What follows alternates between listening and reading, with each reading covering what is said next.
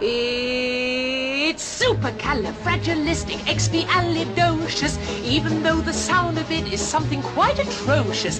If you say it loud enough, you'll always sound precocious.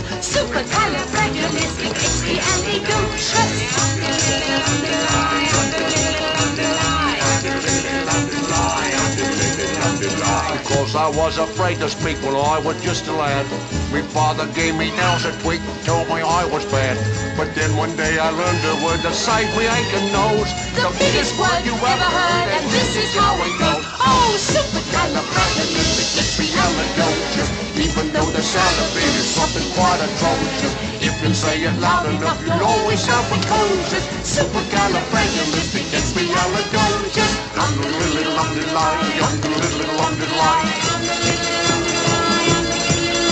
He traveled all around the world, and everywhere he went, he'd use his word and all would say, there goes a clever gent.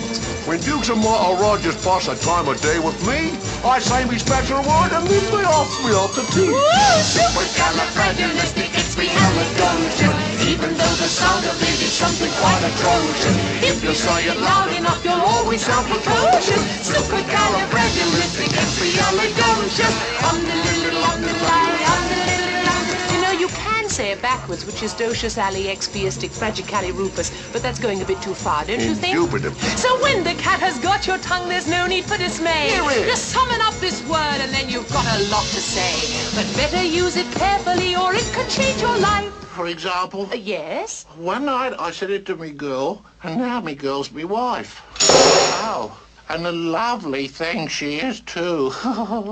She's supercalifragilisticexpialidocious. Supercalifragilisticexpialidocious. supercalifragilisticexpialidocious. Supercalifragilisticexpialidocious.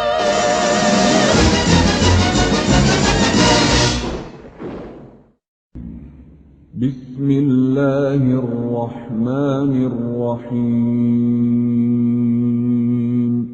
ألف لام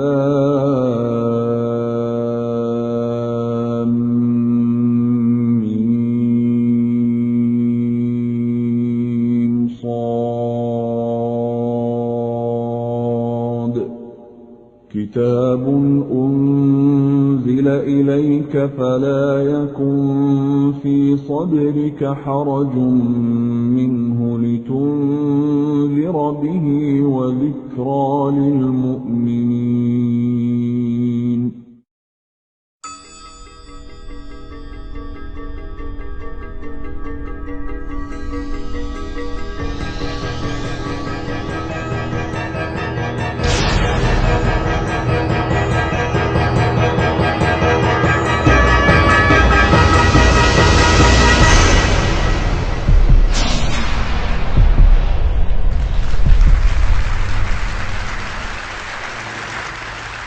There's an ancient and universal concept that words have power, that spells exist, and if we could only pronounce the right words, then, you know, an avalanche would come and wipe out the hobbits, right? So this is a very attractive idea because we're very lazy, like the Sorcerer's Apprentice or the world's greatest computer programmer.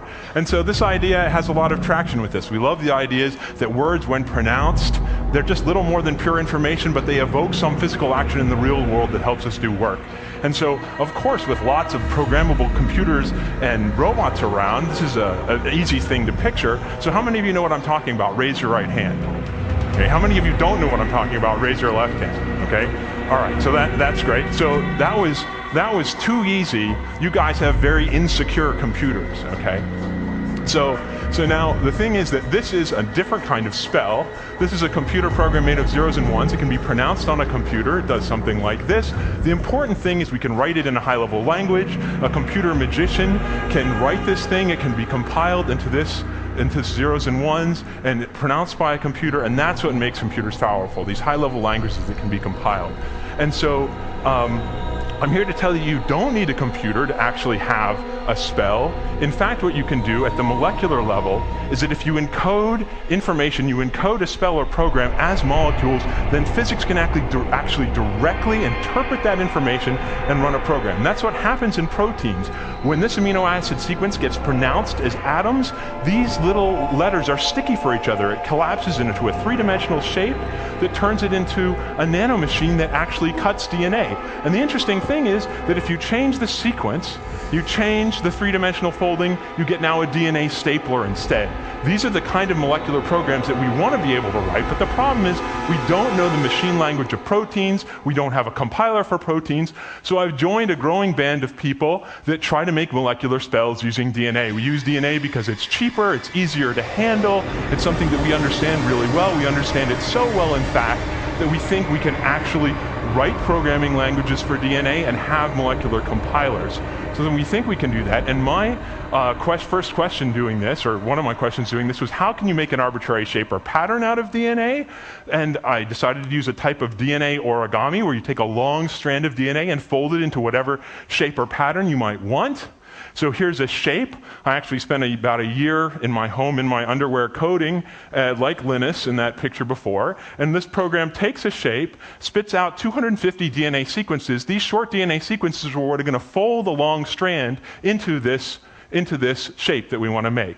So you send an email with these sequences in it to a company, and what it does is the company pronounces them on a DNA synthesizer. It's a machine about the size of a photocopier, and what happens is they take your email, and every letter in your email they replace with a 30-atom cluster, one for each letter, A, T, C, and G in DNA. They string them up in the right sequence, and then they send them back to you via FedEx. So you get 250 of these in the mail in little tubes. I mix them together, add a little bit of salt water, and then add this long strand I was telling you about that I've stolen from a virus.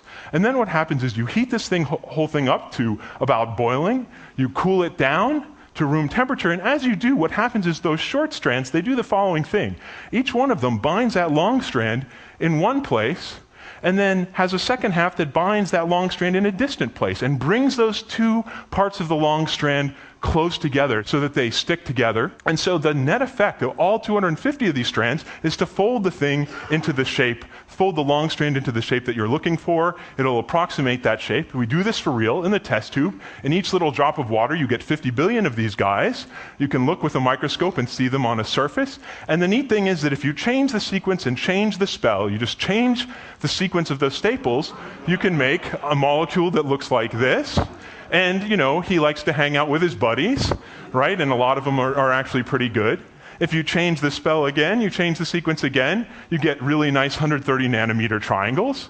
If you do it again, you can get arbitrary patterns. So on a rectangle, you can paint patterns of North and South America or the words DNA. So that's DNA origami. That's one way. There are many ways of casting molecular spells using DNA. What we really want to do in the end is learn how to program self-assembly so that we can build anything, right? We want to be able to build technological artifacts that are maybe good for the world. We want to learn how to build biological artifacts like people and whales and trees. And if it's the case that we can